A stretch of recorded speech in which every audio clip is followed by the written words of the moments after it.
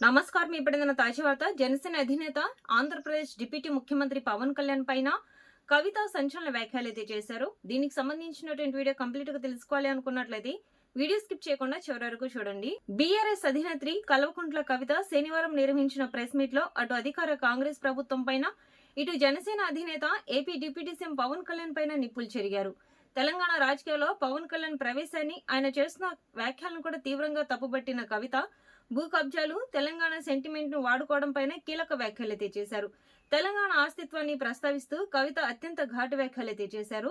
ఇది బరాబర్ మా జోగిరి అని, 1200 మంది అమరవీరుల త్యాగాలు కడుపు కట్టుకొని మరి పోరాడి తెచ్చుకున్న తెలంగాణ ఇక్కడి ప్రజల సొత్తు అని, ఇది పవన్ కళ్యాణ్ తాతల ముత్తాతల జాగిరు కాదని కూడా స్పష్టం చేశారు.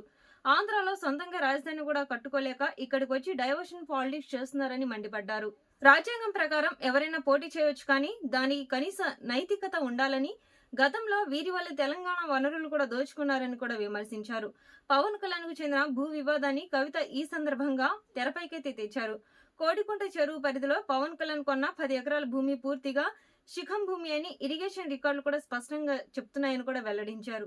శిఖం భూమి అయితే ప్రభుత్వానికి ఇచ్చేస్తానని పవన్ గతంలో ఉన్నారు. మరి ఇప్పుడు ఆ మాటపై నిలబడి ఆ భూమిని వెంటనే ప్రభుత్వానికి వెనక్కి ఇవ్వాలని కూడా డిమాండ్ చేశారు. నిబంధనలకు విరుద్ధంగా ఆ చెరువు భూముల్లో వేసిన కంచెను, పోసిన మట్టిని తక్షణమే తొలగించాలని అధికారులను కోరారు. బీజేపీకి తెలంగాణలో సొంతంగా నాయకులు లేకే కేవలం 2 ఓట్ల కోసం పవన్ కళ్యాణ్ ఇక్కడికి తెచ్చి వాడుకుంటుందని కూడా ఎద్దేవా చేశారు. గతంలో ప్రజానాయకుడు గద్దరుకు తాను కారు కొనిచ్చానంటూ పవన్ కళ్యాణ్ ప్రచారం చేసుకోవడం పైన కవిత తీవ్ర అభ్యంతరం కూడా వ్యక్తం చేశారు. గతంలో గద్దరనకు కారు కొనిచ్చానని ఇప్పుడు పవన్ గొప్పలు చెప్పుకోవడం ఏంటి? అసలు మీరు ఎంతమంది ఫోక్ సింగర్స్ ట్యూన్లను కాపీ చేసి మీ సినిమాల్లో పెట్టుకొని కోట్లు సంపాదించలేదని, ఫోక్ సింగర్స్ ను గాని, నష్టపోయిన చిన్న నిర్మాతలను గాని మీరు ఎప్పుడైనా ఆదుకున్నారా అంటూ కవిత ప్రశ్నించారు. తెలంగాణ కళలకు కేవలం వ్యాపారాన్ని వాడుకున్నారే తప్ప ఈ ప్రాంతం పైన పవన్ కళ్యాణ్కి ఎలాంటి నిజమైన ప్రేమ లేదని కూడా మరోసారి అన్నారు. రాష్ట్రంలో ప్రస్తుత పాలన పోలిస్తూ కేటీఆర్ అనే 3 అక్షరాలపైన కవిత ఆసక్తికరమైన పొలిటికల్ పంచైతే వేశారు. అప్పుడు కేటీఆర్ పాలనే నడిచింది, ఇప్పుడు కేటీఆర్ పాలనే నడుస్తుంది అని వ్యాఖ్యానించారు.